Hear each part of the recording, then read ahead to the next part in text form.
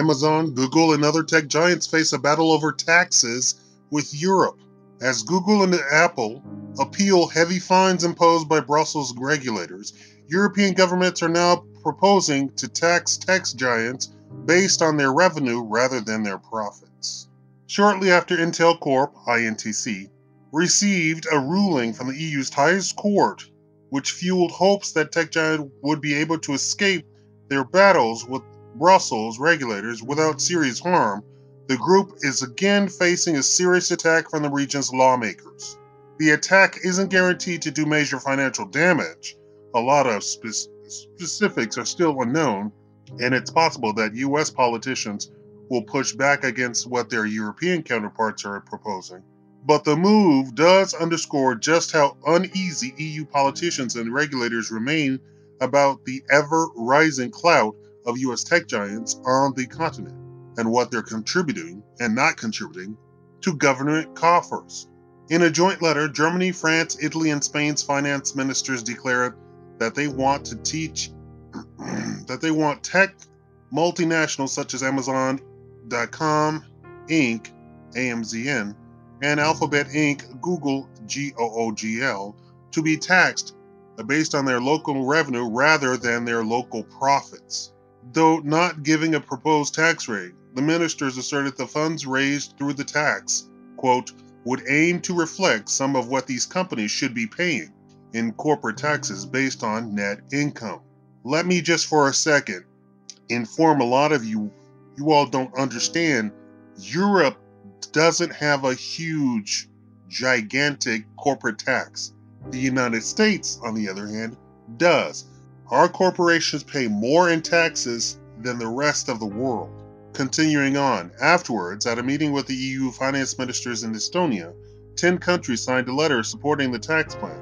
Others, including Ireland, Denmark, the Czech Republic, and Luxembourg, either criticized the plan or expressed reservations. Importantly, the plan needs unanimous support from EU states to be implemented. A policy paper related to the tax plan is expected in the coming days, and the Financial Times paywall states EU finance chiefs, quote, intend that intensive negotiation will take place over the coming months on tax measures targeted at the digital economy. The effort follows years of EU probes into the funneling of overseas profits by US multinationals, including some non-tech companies such as Starbucks Corp, SBUX, and McDonald's Corp, MCD, into subsidiaries based in tax havens such as Ireland. The FT notes EU states are at odds over whether to deal with this issue through a quick fix, such as a revenue-based tax, or to focus on a longer-term international solution, such as rules that would make it easier to tax tech firms in places where they don't have an established subsidiary. Last year, the European Commission ruled that Apple Inc., AAPL, owed $14.5 billion in back taxes plus interest for undue tax benefits obtained from the Irish government from 2003 to 2014. Apple naturally is appealing. Google, on the other hand, won a favorable tax ruling from a French court in July.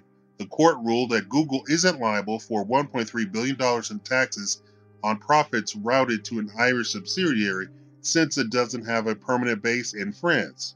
A push by EU governments to tax local sales aims to close loopholes such as this. In theory, such taxes could be massive. Google recorded $16.6 billion in revenue from the EMEA region during the first half of 2017 and could do over $35 billion in local sales this year. A 10% tax would spell $3.5 billion in payments, while a 15% tax would equal a $5.2 billion bill. On average, analysts expect Apple to do $54 billion in EMEA sales in fiscal 2017, it ends this month, and $60.8 billion in fiscal 2018. Facebook Inc.'s FB European revenue is expected to total $9.1 billion this year and $11.7 billion next year. For its part, Amazon garnered $23.6 billion in revenue from Germany and the UK alone last year. The UK revenue, of course, won't be subject to EU rules long term thanks to Brexit, and will probably see over $30 billion in total European sales this year. One big problem with the minister's proposal is that it does nothing to account for differences in profit margins that tech giants see for local revenue streams. Amazon is especially likely to raise this issue. The company's international e-commerce reporting segment is expected, on average, to post a $2.8 billion operating loss this year, and while Indian investments have much to do with the red ink, it doesn't look as if the company's European operations are all that profitable either. But it's worth keeping in mind that politicians claim they only want to see tax payment match what would normally be paid under local corporate tax rates. Chances are that Amazon would be given the chance to avoid revenue-based taxes by agreeing to have any local profits recorded by a subsidiary in the country in which they are earned. While European finance ministers look for ways to collect more taxes revenue from tech giants, antitrust and privacy regulators continue waging their own battles. 4 years after the US FTC cleared Google over the same issue, the company was hit with a $2.9 billion fine in July over its integration of Google's shopping results with Google Search. An appeal was just filed, and a recent EU General Court ruling came calling for the revenue of $1.3 billion antitrust fine Intel received in 2009 raises hopes that Google could get a favorable appeal as well. However, the EU has also charged Google over its Android app service building practices and over the exclusivity agreements imposed on publishers using Google's AdWords search ad platform. Meanwhile, EU online ad rules due to go into effect in May of 2018 that requires companies to get a user's explicit consent to engage in online tracking and targeting will be a headache for Google and Facebook, among others. For those who don't understand, they track you. A lot of websites track you automatically. They will have a pop-up that says this website uses cookies. By looking at the website, you agree to our terms and services, and most people just simply click off. Well, due to the antitrust lawsuits, they're saying that it's not enough, that you have to have explicit. The gray area is that explicit when they say we have cookies. Saying that you have cookies does not mean that you're tracking.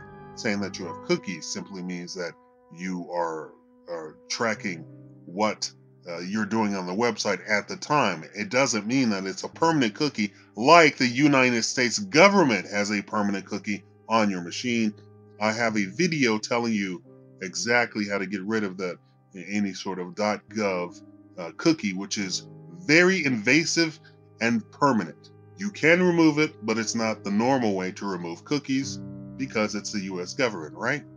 Please look that up, Shakaama tracking cookie, how to remove tracking cookie. As the EU continues to press US tech giants on multiple fronts, one has to wonder what degree US politicians will defend them in response, either by pressuring EU officials to back off during trade talks or threatening to retaliate against European multinationals doing business in the US. That's particularly true since the Trump administration has slammed the trade policies of both the EU in general and those of individual member states as being protectionist. However, tech giants clearly had stronger ties with the Obama administration than the Trump administration. One could also note that the President Trump has taken shots at Amazon from time to time over its US tax payments, and that his administration is likely aware of a growing populist backlash towards the growing size and influence of giant tech companies. The Trump administration has backed Apple's appeal of the EU tax ruling against the company, but has thus far kept quiet about Google's antitrust disputes. For now, one can't assume that US tech giants will get massive political support as their European disputes continue, and with the continued politicians and regulators only getting more aggressive about policing the actions of those companies as their local economic and cultural impact continues to swell.